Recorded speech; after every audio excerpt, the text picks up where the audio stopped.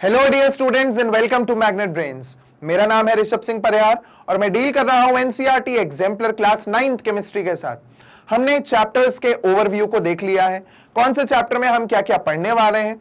अब जो चैप्टर 1 में हमने वो चीजें वहां पे देखा था कि हम कवर करेंगे मैटर इन आवर सराउंडिंग्स, सो वो मैटर इन आवर सराउंडिंग्स का आज पार्ट 1 लेके मैं आपके लिए आ गया।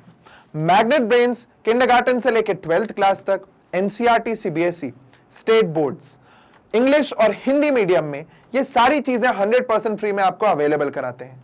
और खास बात यह है कि मैग्नेट ब्रेन्स पे 2 या 3 वीडियोस देखने के बाद भी आपको कोई पेड सब्सक्रिप्शन नहीं लेना पड़ता, ना कोई फीस पे करनी पड़ती है, क्योंकि यह सारी चीजें 100% फ्री में अवेलेबल हैं और वो भी क्वालिटी कंटेंट और क्वालिटी टीचर्स के साथ। तो चलिए शुरू करते हैं आज हम हमारा chapter 1 that is matter in our surroundings, chapter 1 का पार्ट 1। देखिए, सबसे पहले इंट्रोडक्शन। दुनिया में जितनी भी चीजें हैं, पूरे यूनिवर्स में जितनी भी चीजें हैं, वो किसकी बनी हुई हैं? ये सारी चीजें जो हैं वो कोई ना कोई जो ये मटेरियल है वो मैटर का बना हुआ है। So everything in the universe is made up of matter. अब मैटर जो है ये क्या होता है? Matter occupy space and have mass. Matter कोई भी वो चीज है जो स्पेस ऑक्यूपाई करे और जिसका मास हो। इसको हम थोड़ा सा इलैबोरेट करते हैं। स्पेस ऑक्यूपाई करना और मास होना क्या होता है?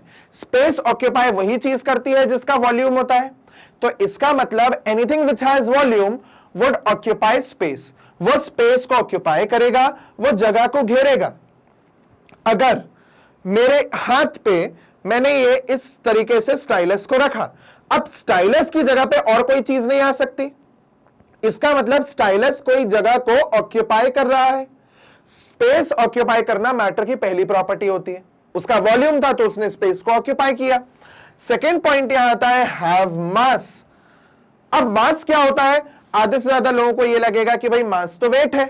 नहीं, अगर मास वेट है तो फिर हमने 2 टर्म्स क्यों दी कि मास अलग है वेट अलग है?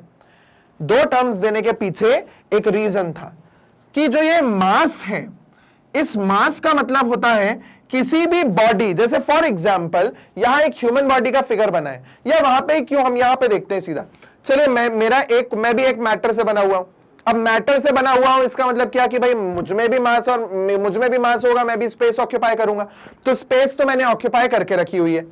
अब मास क्या होता है? मास मेरी बॉडी का जो एक्चुअल कंटेंट है उसको मास बोलते हैं। मेरे अंदर जितनी भी चीजें भरी हुई है वो मेरा मास में काउंट होगा, बिकॉज वो चीजें मेरे बॉडी की कंटेंट है और आपके बॉडी का जो कंटेंट होता है वो मास होता है। ठीक है, फिर सर वेट क्या होता है?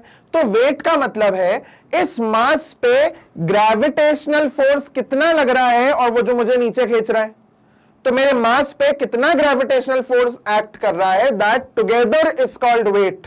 So mass is the content inside my body and weight is what? कि gravitational force मुझे इस content को जो मेरे अंदर है, जो मैं हूं, मुझे किस फोर्स से वो नीचे खींच रहा है।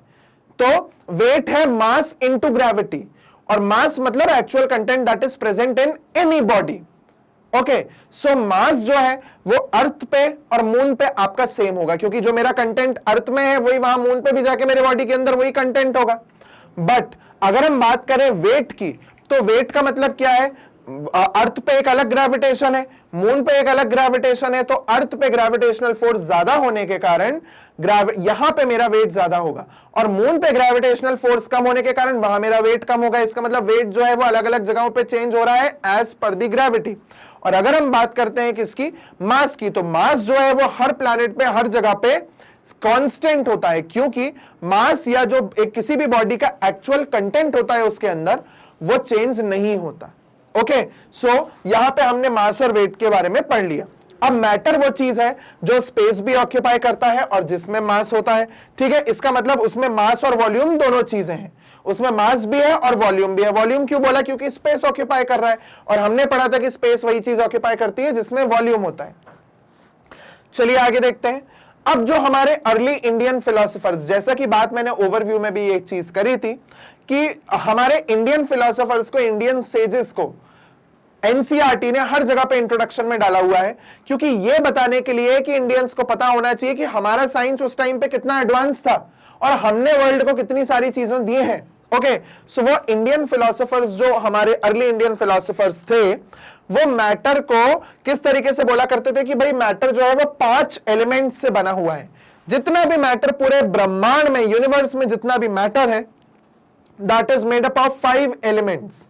वो 5 एलिमेंट्स को हिंदी में पंच तत्व बोला गया। एलिमेंट मतलब तत्व, 5 मतलब 5, तो पंच तत्व। अब वो पंच तत्व कौन से थे? देखिए, ह्यूमन बॉडी के साथ बहुत शानदार तरीके से इमेज में दिखाया हुआ है। धरती, अग्नि, वायु, जल, आकाश, earth, fire, air, water and sky, ये हमारे पंच तत्व हैं। ऐसा इंडियन फिलोसोफर्स बोलते थे कि ह्यूमन बॉडी, या not only human body but any matter in the whole universe is made up of these 5 elements which are the पंच तत्व। ठीक है, यहां लिखा भी हुआ है air, earth, fire, sky and water. अब यही सेम कुछ जो सोच थी वो आप देखेंगे ग्रीक फिलोसोफर्स की भी थी। वो भी कुछ इसी तरीके का आइडिया देते थे कि ये जो एलिमेंट्स हैं अलग अलग, एयर, वाटर, फायर, स्काई, ये भी यही जो है वो मैटर को बनाते हैं। तो ग्रीक फिलोसोफर की भी सोच जो थी वो कुछ इसी तरीके की थी। अब अगर हम बात करें मॉडर्न डे साइंटिस्ट की, आज के जमाने के जो हमारे विज्ञान, जो हमारे जितने भी साइंटिस्ट हैं, जो विज्ञान के मतलब जो दाता हैं, हमको जो विज्ञान का साइंस को दे रहे हैं, साइंस को समझा रहे हैं, साइंस को इलैबोरेट कर रहे हैं, उन साइंटिस्ट ने यह बोला कि मैटर जो है वो 2 तरीके से क्लासिफाई किया जा सकता है। अब कौन से 2 तरीके से किया जा सकता है वो देखिए। Matter can be classified into 2 way, like under 2 headings. एक होता है फिजिकल क्लासिफिकेशन, मैटर का फिजिकल क्लासिफिकेशन, और दूसरा आता है मैटर का केमिकल क्लासिफिकेशन। अब भाई क्या है ये फिजिकल और केमिकल क्लासिफिकेशन? तो फिजिकल, अगर हम उसकी क्लासिफिकेशन की बात करें तो फिजिकल क्लासिफिकेशन में हम मैटर को देख के, उसके स्टेट को देख के समझते हैं कि वो क्या है। तो स्टेट के बेसिस की अगर हमने बात की है तो फिजिकल में सॉलिड, लिक्विड एंड गैस, ये 3 चीजें हैं जो फिजिकल क्लासिफिकेशन में आती हैं। अब फिजिकली आप यही चीज बोल सकते हो ना, भाई ये मैटर तो सॉलिड है, ये मैटर लिक्विड है, ये मैटर गैस है। इस तरीके से आप 3 तरह से उसको क्लासिफाई कर सकते हो। अब अगर हम बात करें केमिकल क्लासिफिकेशन की, अच्छा एक चीज और, इतना वीडियो देखने के बाद ये मत बोलना या ये मत सोचना कि सर ने तो हमें वो 2 मैटर के स्टेट्स बताए नहीं। जो हमारा बोस-आइंस्टीन कंडेंसेट और प्लाज्मा है, आएंगे, उस पे भी आएंगे। फिलहाल जो बेसिक हमारे 3 हैं उसको पढ़ रहे हैं, उन पे भी हम आएंगे, इंतजार करिएगा। केमिकल क्लासिफिकेशन है कि अब हम थोड़ा उनको बारीकी से देख रहे हैं, उनका केमिकल कॉम्पोजिशन क्या है ये देख रहे हैं। तो केमिकल कॉम्पोजिशन के बेसिस पे मैटर 3 तरीके का है, हमारा एलिमेंट, कंपाउंड और mixtures. So element, compounds and mixture, ये 3 केमिकल क्लासिफिकेशन है। भाई हमारे आसपास या तो एलिमेंट होगी कोई चीज, या कंपाउंड होगी, या मिक्सचर होगी। अब सॉलिड, लिक्विड, गैस भी है तो सॉलिड एलिमेंट भी हो सकता है, कंपाउंड भी हो सकता है, मिक्सचर भी हो सकता है। वैसे ही लिक्विड भी एलिमेंट, कंपाउंड, मिक्सचर हो सकता है, गैस भी एलिमेंट, कंपाउंड, मिक्सचर हो सकता है। तो ये दोनों आपस में बड़े मिले जुले हैं। ये फिजिकल क्लासिफिकेशन है, वो केमिकल क्लासिफिकेशन है। समझ आया? This was the classification, this is the classification given by the modern scientist. चलिए आगे बढ़ते हैं। अब मैटर का आता है, देखिए फिजिकल नेचर ऑफ मैटर, कि भाई मैटर फिजिकली क्या है, दिखता कैसा है। सो matter is made up of particles. जो मैटर है वो किसका बना हुआ है? वो पार्टिकल्स का बना हुआ है। It is made up of particles. इसको तो जस्टिफाई करना पड़ेगा, क्योंकि साइंस जो है वो कभी भी बोले हुए पे विश्वास नहीं करता। साइंस के एक सिंपल सा फंडा है, प्रूफ करो और उस चीज को अप्रूव करो। ठीक है, तो पहले प्रूफ करो फिर अप्रूव करो। तो आगे matter is made up of particles. अब पार्टिकल्स का बना है, ये कैसे जस्टिफाई करेंगे? बहुत लंबे समय तक 2 तरह की सोच चलती रही, 2 तरह की सोच चलती रही। एक सोच तो ये थी कि जो मैटर है वो कंटिन्यूअस है, एक ब्लॉक ऑफ वुड जैसे। जैसे वुड का एक टुकड़ा है तो मैटर जो है वो पूरा कंटिन्यूअस है, उसमें पार्टिकल्स नहीं है, पूरा कंटिन्यूअस जो एक चीज है वो मैटर है। और दूसरा सोच ये थी कि नहीं यार, मैटर जो है वो जैसे रेत होती है ना, पार्टिकुलेट, पार्टिकल जैसी रेत होती है, वैसे ही मैटर भी पार्टिकल्स का बना हुआ है। तो One school believed matter to be continuous like a block of wood, whereas the other thought that matter was made up of particles like sand. रेत के जैसे पार्टिकुलेट मैटर से यह हमारा मैटर बना हुआ है, ऐसा दो सोच आई। अब हमने क्या किया, जब दो तरह की सोच आ गई थी तो हमें एक चीज को सिलेक्ट करना था, तो हमने उसे सिलेक्ट करने के लिए एक एक्टिविटी करी। एक्टिविटी साइंस का सहारा हमेशा से ही रहे कि कोई एक्टिविटी करो, कोई एक्सपेरिमेंट करो, कोई जस्टिफिकेशन दो और उस चीज को प्रूफ करो। तो एक्टिविटी 1.1 जो केमिस्ट्री की है वो ये बोलती है 100 ml बीकर ले लिया हमने। 100 ml बीकर लेने के बाद उसको हमने बीकर को आधा पानी से भर दिया और उसमें मार्क लगा दिया। ओके, सो हमने बीकर लिया और बीकर में समझ लीजिए एक मार्क लगा दिया। इस तरीके से ये बीकर लिया है जिसको आधा पानी से भरा है और एक मार्क। Okay, now dissolve some salt sugar with the help of a glass rod. थोड़ा सा शक्कर या नमक उसमें डाल दिया और ग्लास रॉड से हमने उसको डिसॉल्व करने की कोशिश करी। अब ये ग्लास रॉड है, जो ये कांच की एक पतली सी ट्यूब दिख रही है, ट्यूब मतलब हॉलो नहीं है, वो पूरा सॉलिड ग्लास है, उससे हमने उसको डिसॉल्व कर दिया। आगे, observe any change in water level. पानी के लेवल में क्या कोई चेंज आया? अगर मैंने मार्क इधर लगाया है तो डिसॉल्व करने के बाद भी मार्क वहीं का वहीं रहा और कोई चेंज नहीं आया, कोई भी चेंज नहीं आया। इसका मतलब क्या? यहां उनने कुछ चीजें दी हुई हैं। सबसे पहला, what do you think has happened to the salt? Salt को क्या हुआ होगा, हम क्या सोचते हैं? सॉल्ट घुल गया, सीधा सा जो हमें दिख रहा है सिंपल भाषा में कि सॉल्ट तो घुल गया। Next, where does it disappear? अब वो गया कहां? कहीं तो गया होगा, कहीं जगह मिली होगी तभी गया। आप भी किसी जगह पे तभी एंटर हो सकते हो जब वहां पे खाली स्पेस हो, तो खाली स्पेस थी तो वहीं चला गया। Does the level of water change? अब क्या हमारा वाटर जो है उसका लेवल चेंज हुआ? उसको चेक करने के लिए हम यहां बनाएंगे सबसे पहले एक बीकर। बीकर में हम भरेंगे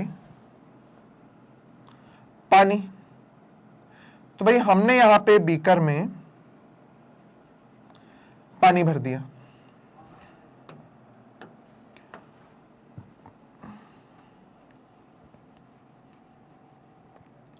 अब ध्यान से इस पे देखिएगा, मैं बनाता हूं वाटर के पार्टिकल्स।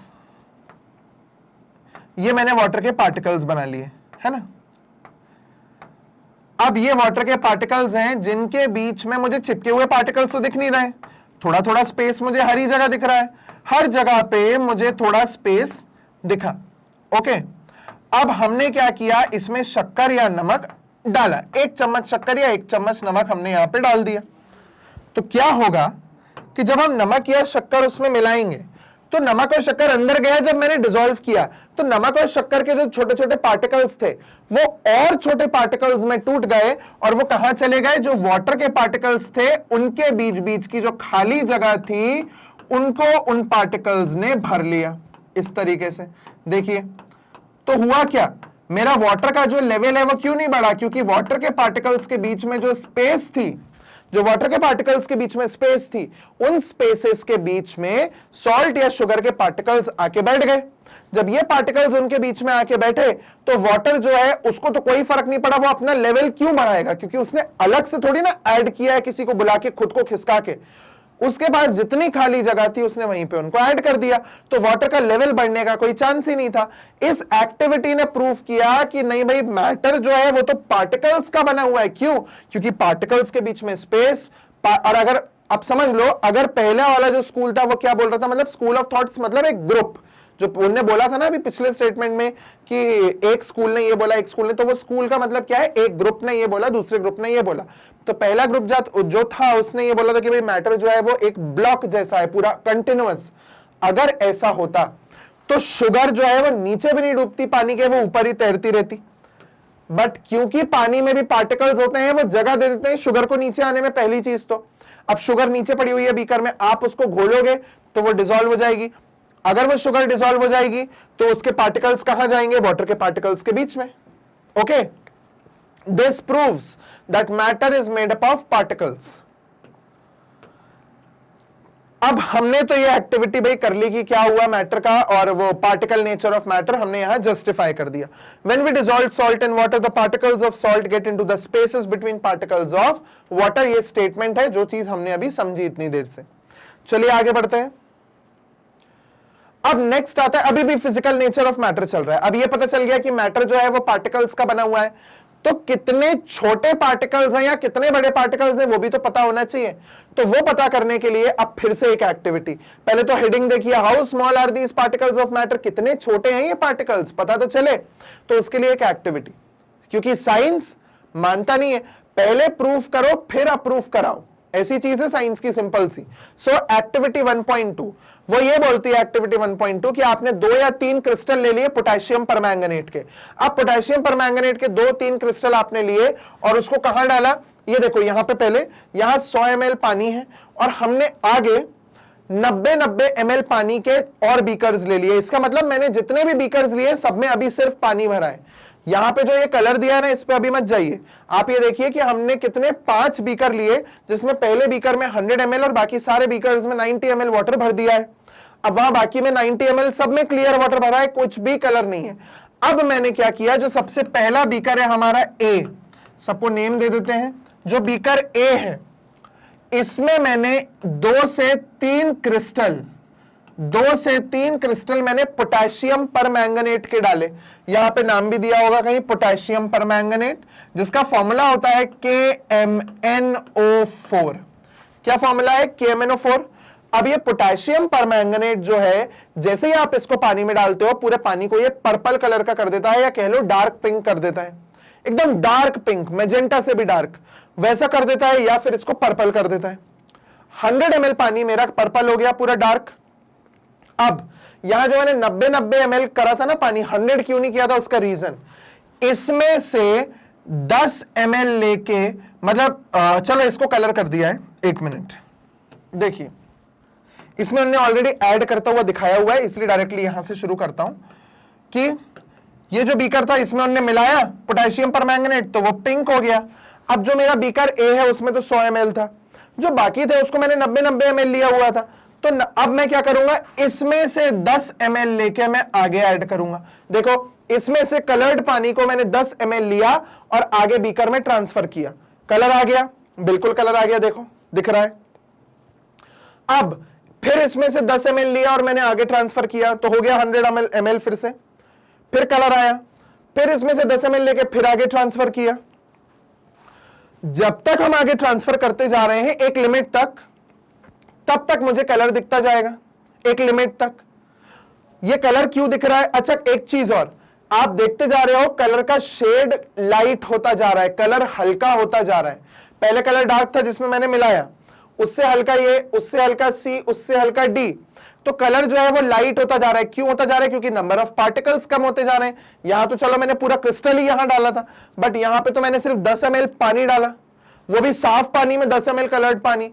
फिर उसका जो कलर आया उसमें से 10 ml लेके ऑलरेडी हल्का हो चुका था, फिर उसमें से 10 लेके और आगे साफ पानी में ऐड किया, तो कलर लाइट होता गया।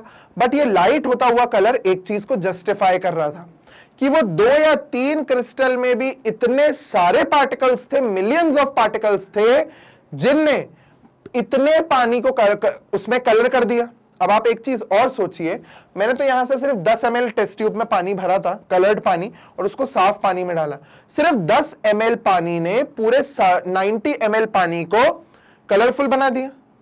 फिर इतने डाइल्यूट, मतलब इतने कम हल्के सॉल्यूशन में से भी मैंने फिर 10 ml लिया, फिर मैंने साफ पानी में डाला, उसमें भी कलर दिखा, फिर आगे भी कलर दिखा। तो इसका मतलब ये पार्टिकल्स इतने छोटे हैं कि पहली बात तो 2 या 3 क्रिस्टल में ही वो मिलियंस ऑफ पार्टिकल्स आ गए, और उसके बाद उनका जो वो छोटा होना जो है वो इसलिए भी जस्टिफाई हो गया क्योंकि सिर्फ 10 ml लिया था मैंने, और 10 ml में इतने सारे पार्टिकल्स आ गए कि उनने आगे जाके भी पानी को कलर दिया। तो particles of matter are very small, ये एक्टिविटी हमें ये जस्टिफाई करती है। ओके, अब यहां पे वही क्वेश्चन पूछा जा रहा है, is the water still coloured. हाँ, पानी अभी भी कलर हो रहा था, क्योंकि आप जैसे जैसे 10-10 ml आगे बढ़ाते जाओगे थोड़े पार्टिकल्स तो जाएंगे और वो पार्टिकल्स कलर देंगे, एक हद तक देंगे, मगर बहुत ही फीबल हो जाएगा तो हमारी आंख ही रिसीव नहीं कर पाएगी।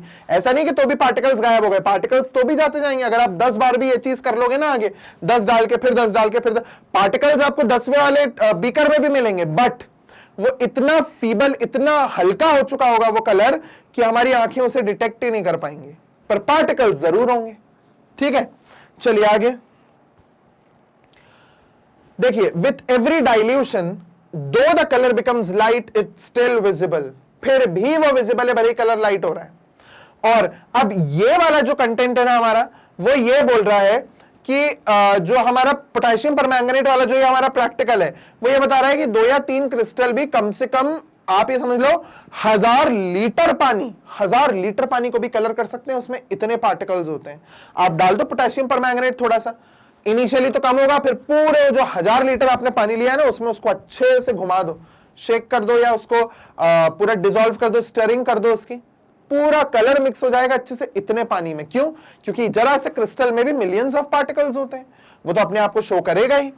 ठीक है, अब आप ये सेम एक्टिविटी डिटॉल के साथ भी कर सकते हो। जो हमारा एंटीसेप्टिक लोशन होता है ना, डिटॉल, सैवलॉन डिटॉल, कुछ भी डाल के, वैसे डिटॉल की स्मेल बड़ी तेज होती है, तो डिटॉल हमने उसमें क्या किया, आप ये समझ लीजिए, हमने ऐसे ही 5 बीकर ले लिए, ये 5 बीकर ले लिए, उसमें हमने एक ढक्कन हमने यहाँ पे डिटॉल डाल दिया। अब यहां कलर नहीं देखना, यहां स्मेल देखनी है। पहले बीकर में बहुत तेज स्मेल आएगी, अब आपने से उसमें 10 ml लेके आगे पानी में डाला, थोड़ी स्मेल कम हो गई मगर आएगी, थोड़ी और स्मेल कम हो जाएगी आगे डालने पे, थोड़ी और स्मेल कम हो जाएगी आगे डालने पे, स्मेल कम होती जाएगी मगर स्मेल आती रहेगी डिटॉल की। क्यों? इतना आपने एक ढक्कन डाला था जरा सा, फिर भी इतनी तेज, क्योंकि उसमें इतने सारे पार्टिकल्स थे, मिलियंस ऑफ पार्टिकल्स, कि वो अपनी प्रॉपर्टी अब बहुत देर तक शो करेगा आगे अभी। तो इससे हमें पता चलता है particles of matter are very small. Okay, चलिए आगे बढ़ते हैं, ये हमने देख लिया। ओके, चलिए देखिए, अब particles of matter have space between them, मतलब ये आ गए हमारे characteristics of particles of matter. अभी हमने ये पढ़ लिया कि मैटर जो है वो पार्टिकल का बना है, कितने बड़े पार्टिकल होते हैं, अब वो पार्टिकल की कैरेक्टर क्या होते हैं हमें वो देखना है। So particles of matter have space between them, इसका मतलब पार्टिकल्स ऑफ मैटर के बीच में स्पेस होता है। और ये छोटी सी चीज अब भी हमने 2 मिनट पहले देखी कि जो पार्टिकल्स ऑफ मैटर है उनके बीच में स्पेस होता है, तभी तो हमारी वो शक्कर घुल गई थी पानी में, और इसीलिए पोटेशियम परमैंगनेट भी पानी में घुल गया था। अगर पानी में घुला ही, मतलब उसमें स्पेस ही नहीं होता, तो वो घुलता कैसे, डिसॉल्व कैसे होता? उसका डिसॉल्व होने का रीजन ही यही था कि particles of matter have space. मगर फिर भी साइंस का तो एक ही फंडा है, प्रूफ करो फिर अब प्रूफ कराओ, तो पहले हमें प्रूफ करना पड़ेगा। चलिए पहले थोड़ा टेक्स्ट देखते हैं। In activities we have seen that particles of one type of matter get into the spaces between particles of another. This shows that there is enough space between particles of matter. इसके लिए जो हमारी activity है वो कौन सी activity है जो यहां प्रूफ कर सकती है?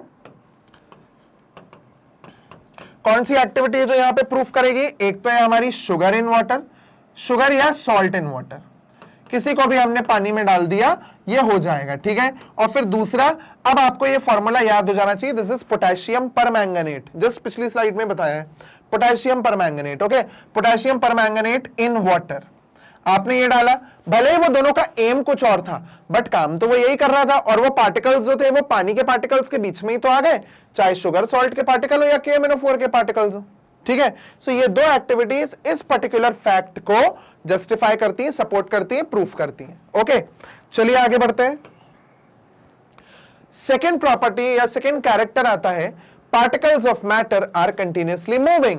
पार्टिकल्स जो है वो कंटिन्यूअसली मूव कर रहे हैं, ये कैसे समझना है, चलिए देखते हैं। एक्टिविटी 1.3 जो कि हमारी एनसीईआरटी, हमारी होली बुक की है, एनसीईआरटी होली बुक है। ओके, सो एनसीईआरटी की एक्टिविटी 1.3 देखिए क्या है।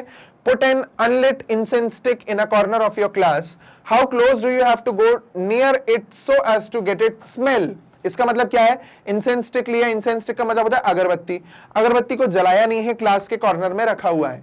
अब वहां पे अगरबत्ती के कितने पास जाना पड़ रहा है आपको उसको स्मेल करने के लिए, मतलब सीधा सीधा हमें तो अगरबत्ती को निकाल के और नाक के पास लगाना पड़ेगा ताकि उसकी स्मेल कर पाए, क्योंकि बिना जली अगरबत्ती की फ्रेग्रेंस तो आएगी नहीं। ओके, अब हमने अगरबत्ती को जला दिया, now light the incense stick, what happens, क्या होगा भाई, मुझे दूर तक दूसरे कोने में भी, क्लास के हर कोने में खुशबू आएगी इंसेंस स्टिक की, अगरबत्ती की, ये चीज होगी। Do you get the smell sitting at a distance, अगर आप एक डिस्टेंस पे बैठे हो, मैं तो ये बोलता हूं कि अगर आप कॉरिडोर में भी खड़े होगे ना क्लास के बाहर जाके, तो भी वहां तक फ्रेग्रेंस पहुंचेगी, क्योंकि पार्टिकल्स क्या कर रहे हैं अपने आप, वहां पे हम हवा देने तो जा नहीं रहे हैं अगरबत्ती को कि हवा है, और स्मोक निकल रहा है तो स्मोक निकल के जा कहां रहा है, फैल ही तो रहा है इधर उधर, अपने आप ही तो पार्टिकल्स मूव कर रहे हैं। So particles of matter are continuously moving, वो जस्टिफाई हो रहा है यहां पे। और थर्ड पॉइंट बोलता है रिकॉर्ड योर ऑब्जर्वेशन, ऑब्जर्वेशन को रिकॉर्ड कर लो। ठीक है, ये हुई पहली चीज अगरबत्ती वाली कि अगरबत्ती की खुशबू हमें दूर दूर तक पहुंची। Activity 1.4, take 2 glasses, beakers filled with water. Put a drop of blue or red ink slowly and carefully along the sides of the first beaker and honey in the same way in the second beaker. हमने क्या किया, 2 beakers ले लिए, चलिए ठीक है, 2 beakers ले लिए, एक को ले लिया A और दूसरे को ले लिया B। ओके, अब इसमें हमने क्या किया, दोनों में पानी भरा हुआ है। ठीक है, ये पानी है पहले वाले में, ये पानी पड़ा हुआ है दूसरे वाले में। ठीक है, अब पहले वाले में हमने एक रेड इंक का ड्रॉप गिरा दी और दूसरे वाले में हम एक काम करते हैं, हनी डाल देते हैं। ये हनी का ड्रॉप थोड़ा सा बड़ा रखा है हमने, है ना, थोड़ा गाढ़ा होता है, मैंने वो डाल दिया। तो होगा क्या, जो हनी का ड्रॉप मैंने यहां पे डाला है, वो हनी तो इतना भारी होता है वो सीधा पानी में नीचे चला जाएगा। तो क्या हुआ, जो हनी था वो पानी में नीचे आ गया, देखिए इधर आ गया, ये ड्रॉप है हनी का। और जो इंक रेड कलर की एक ड्रॉप डाली थी उसका क्या होगा, वो धीरे धीरे करके पानी में अपने आप स्प्रेड होने लगेगी, अपने आप स्प्रेड होने लगेगी। ना मुझे स्टर करने की जरूरत है, ना मुझे उसको शेक करने की जरूरत है, ना मुझे बीकर को हिलाने की जरूरत है, कुछ नहीं करना है, स्टेबल रखे रहने देना है उसको। क्या हुआ, इंक धीरे धीरे करके पानी में ऑटोमेटिकली फैलने लगेगी। क्या मैंने उसको टच किया, या मैंने उसको शेक किया, या मैंने उसको स्टर किया, कुछ नहीं किया, सिर्फ रख दिया। तो क्या हो रहा है, ये पार्टिकल्स ऑफ मैटर जो है हमारे वो मूव कर रहे हैं। Particles of matter are continuously moving, यही तो मुझे जस्टिफाई करना है। तो यहां पे वो जस्टिफाई हो गया। ठीक है, अब धीरे धीरे आप ये देखोगे कि हनी भी बहुत धीरे, इंक की जितनी स्पीड में तो नहीं, क्योंकि हनी थोड़ा गाढ़ा होता है, बट धीरे धीरे हनी भी अपनी जगह से छोड़ के धीरे धीरे वाटर में मिक्स होना शुरू हो जाएगा। मतलब हनी मुझे धीरे धीरे उठता हुआ चारों तरफ जाता दिखेगा। ये भले ही धीरे हो रहा है क्योंकि इसका गाढ़ापन, विस्कोसिटी बोलते हैं उसको, ये हम आगे पढ़ेंगे, तो वो ज्यादा है इसका इसीलिए। बट इंक जो थी वो बिल्कुल पानी की जैसी let's go with the flow वाले टाइप की थी। तो let go with the flow में इंक अच्छे से स्प्रेड हो गई। ओके, अपने आप, वो भी हमने कुछ नहीं किया। आगे, अब leave them undisturbed in your home, हम थोड़ी देर के लिए उसको अनडिस्टर्ब छोड़ देंगे। आगे बढ़ते हैं, रिकॉर्ड योर ऑब्जर्वेशंस, अपनी ऑब्जर्वेशंस को रिकॉर्ड करो। तो हमने रिकॉर्ड कर लिया। What do you observe immediately after adding the drop of ink, हमने जैसे ही पानी में डाला ये इंक की ड्रॉप, क्या ऑब्जर्व किया कि इंक जो थी वो धीरे धीरे पानी में फैलने लगी। और दूसरा, what do you observe immediately after adding a drop of honey, Honey को ऐड करते ही क्या हुआ, हनी तो सीधा भारी था तो वो पानी में सबसे पहले तो नीचे गया, अब वहां से वो धीरे धीरे धीरे धीरे मिक्स होता रहेगा। ठीक है, इसी के साथ हमारा ये वाली जो प्रॉपर्टी थी, जो कैरेक्टरिस्टिक था, particles of matter are continuously moving, ये भी जस्टिफाई हो जाता है। इसी के साथ एक एक्टिविटी हम और कर सकते हैं, अगर परफ्यूम आप एक रूम में स्प्रे करो या कोई परफ्यूम लगा के आया क्लास में, तो उसकी खुशबू जो है वो धीरे धीरे पूरे क्लास में फैलने लगती है। क्यों, क्योंकि particles of matter are continuously moving. Perfume जो है वो टी शर्ट या शर्ट में से निकल के और एटमॉस्फेयर में आएगा और एटमॉस्फेयर के साथ हर जगह फैलने लगेगा। तो वो भी एक एक्टिविटी है। या एक रूम के कोने में अगर आप परफ्यूम को स्प्रे करते हो तो उसकी खुशबू पूरे रूम में आने लगती है। अगर आप रूम फ्रेशनर एक रूम में कोने में भी छिड़क दोगे तो पूरा घर उससे खुशबूदार हो जाएगा। क्यों, क्योंकि particles of matter are continuously moving. Okay, next activity 1.5, एक और activity, drop a crystal of copper sulphate और potassium permanganate in a glass of hot water and other containing cold water. अब यहां बड़ी अच्छी चीज आई, हमने ये तो देख लिया कि particles of matter are continuously moving, अब कुछ ठंडा गर्म हो गया है। चलिए, सो यहां पे एक लिया बीकर इधर ए, यहां एक और बीकर लिया हमने बी। तो ये जो बीकर ए है इसमें भी पानी भरा है, बीकर बी में भी पानी भरा हुआ है। अब हमने क्या किया, इसमें पोटेशियम परमैंगनेट डाला। बस फर्क इतना है कि ए में हमने कोल्ड वाटर या हॉट वाटर कुछ बोला हुआ है कि अलग से कुछ नहीं बोला है। एक में कोल्ड वाटर ले लिया, एक में हॉट वाटर ले लिया। अब हमने क्या किया, इसमें पोटेशियम परमैंगनेट डाला। पोटेशियम परमैंगनेट नहीं डालते हैं हम, इसमें डालते हैं कॉपर सल्फेट, क्योंकि क्या है ना, हमारा रेड से बीकर बना हुआ है तो ब्लू कलर से कॉपर सल्फेट ब्लू कलर का होता है, ब्लू कलर अच्छे से दिखेगा। हमने कॉपर सल्फेट का एक क्रिस्टल इसमें डाला, एक क्रिस्टल इसमें डाला, ठंडे और गर्म में। अब धीरे धीरे ये क्रिस्टल से कलर निकलने लगा और धीरे धीरे पूरे पानी में सोल्यूशन में वो कलर आने लगेगा, ठीक है, इस तरीके से। बट अब आप हॉट में अगर देखोगे तो हॉट में मुझे वो इस तरीके से फैला हुआ दिखा, ठीक है, हॉट में वो मुझे इस तरीके से फैला हुआ दिखा चारों तरफ, इस तरीके से फैला हुआ दिखा। ऐसा क्या था जो कोल्ड में मुझे इतना कम और हॉट में इतना ज्यादा फैला हुआ दिखा? कुछ डिफरेंस है ना, कोल्ड और हॉट में क्या डिफरेंस है? टेम्परेचर का डिफरेंस है। ये ठंडा है, वो गर्म है, टेम्परेचर का डिफरेंस है। एक जगह टेम्परेचर कम है, एक जगह टेम्परेचर ज्यादा है। अगर आप टेम्परेचर बढ़ाते हो तो यहां एक नई टर्म डाल रहा हूं, वैसे तुम लोगों ने फिजिक्स में ये चीज सुनी भी होगी, एक minute, kinetic energy. Kinetic energy means energy possessed by a moving body। जब एक बॉडी मूव कर रही है तो उसमें कौन सी एनर्जी है? Kinetic energy.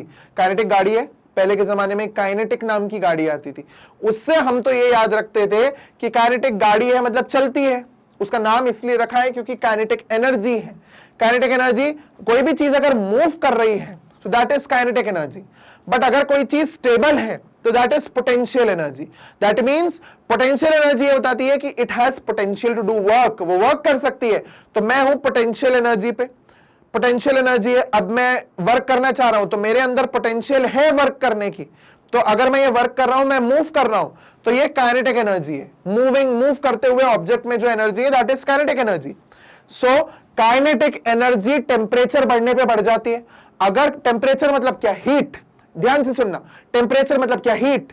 अगर आप हीट दोगे तो इसका मतलब एनर्जी दे रहे हो, heat is a form of energy. अगर कोई मुझे एनर्जी देगा तो मैं हाइपर एक्टिव हो जाऊंगा। सेम वैसे ही अगर आप पार्टिकल्स को एनर्जी दोगे तो वो हाइपर एक्टिव हो जाएंगे।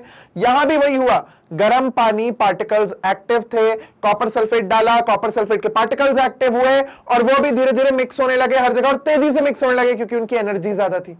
तो जितनी ज्यादा एनर्जी उतना तेजी से मिक्स होना, जितनी कम एनर्जी उतने धीरे धीरे मिक्स होना। तो टेम्परेचर के इंक्रीज होने के साथ काइनेटिक एनर्जी बढ़ती है, इसलिए ठंडे पानी में धीरे और गर्म पानी में कोई चीज जल्दी मिक्स होती है।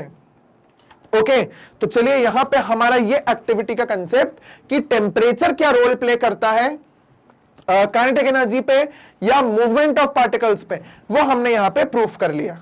ओके, आगे बढ़ते हैं। अब यहां क्वेश्चंस देख लेते हैं पहले।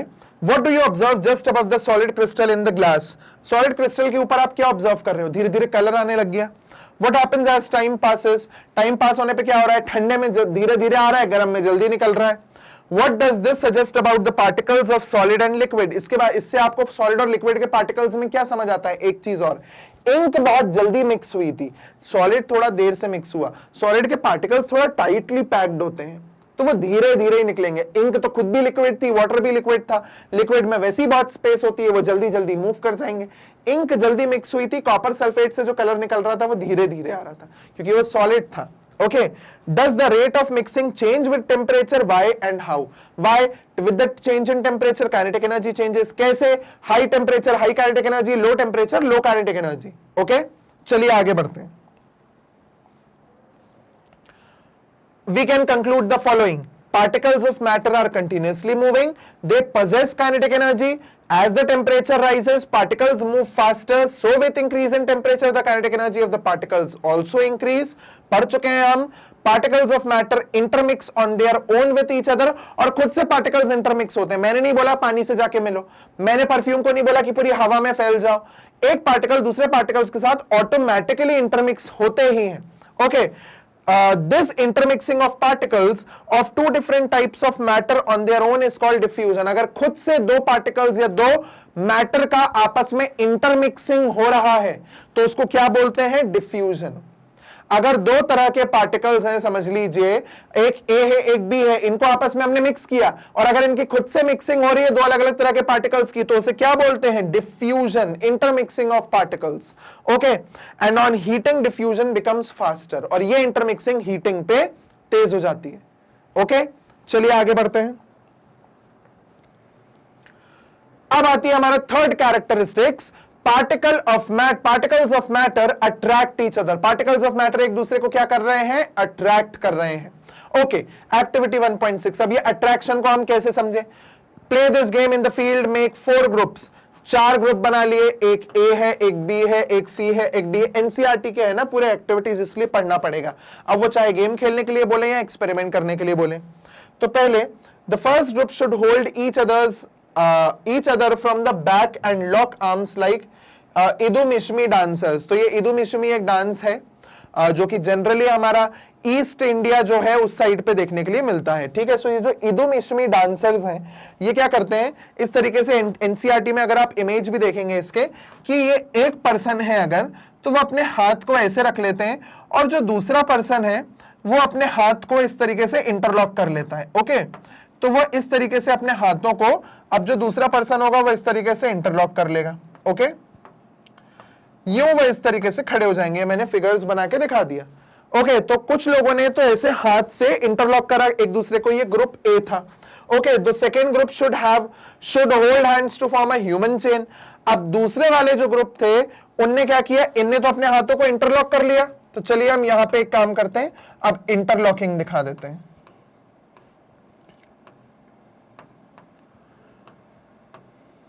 ये इंटरलॉकिंग हो गई इनके हाथों की, ठीक है। जो दूसरे वाले थे उनने क्या किया है, सिंपली एक दूसरे का हाथ पकड़ रखा है, बस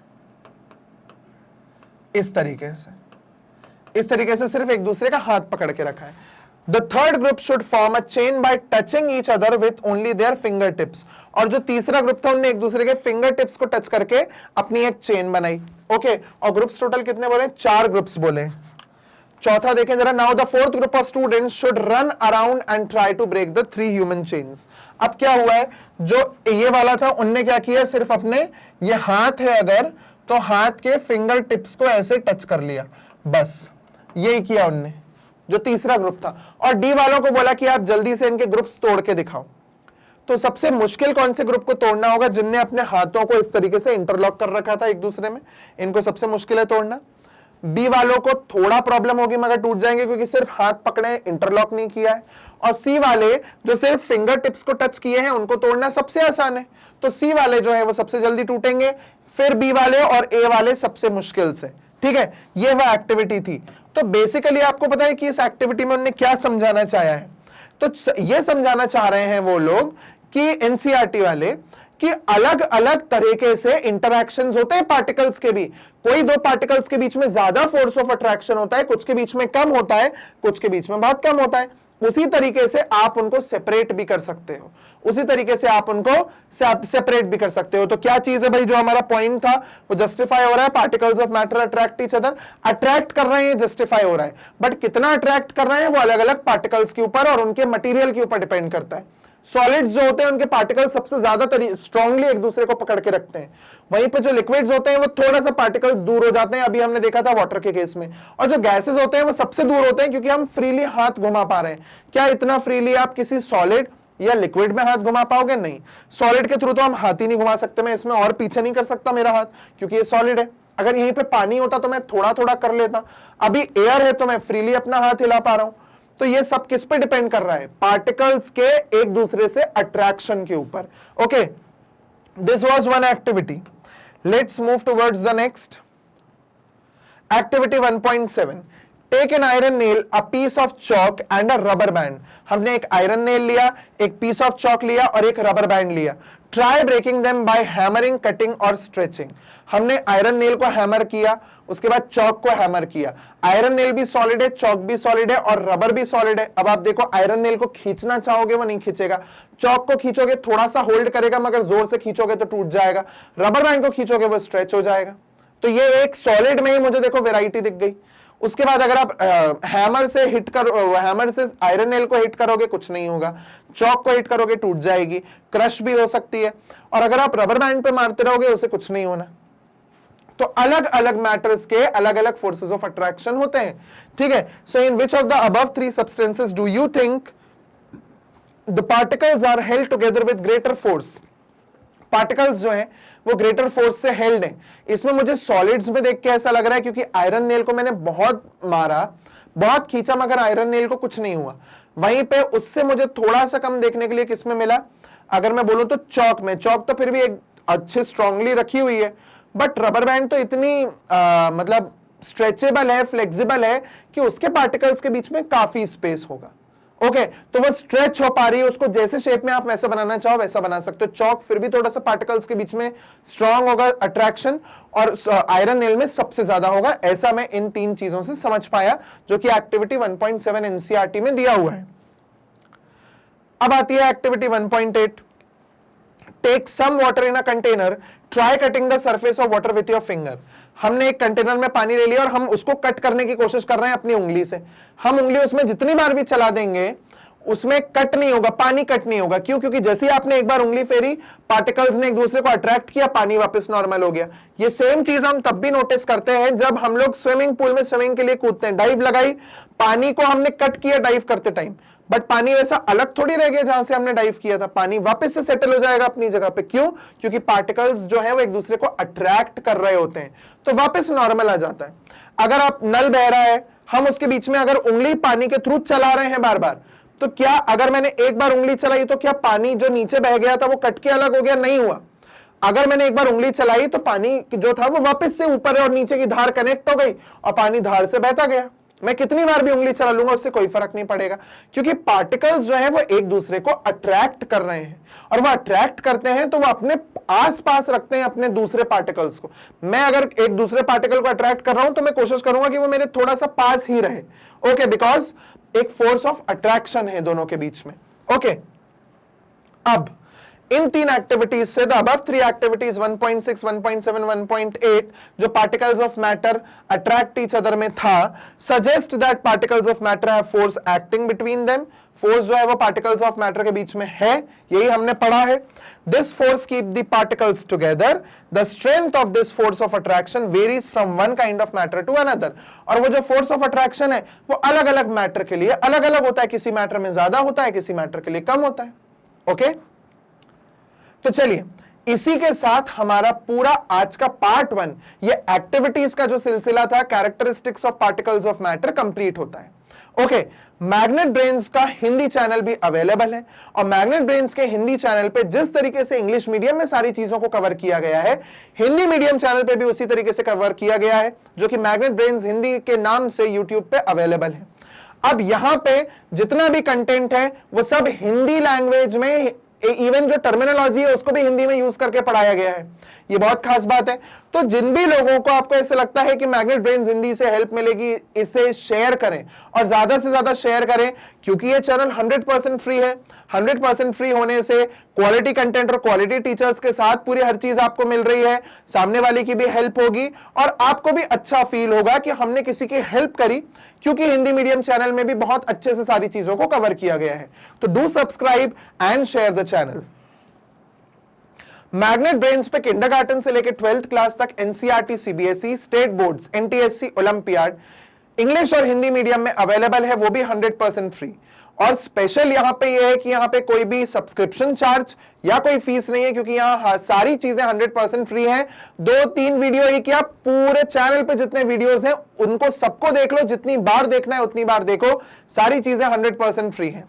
सो वीडियो को लाइक करें, चैनल को सब्सक्राइब करें और इसे शेयर करें अपने ग्रुप में।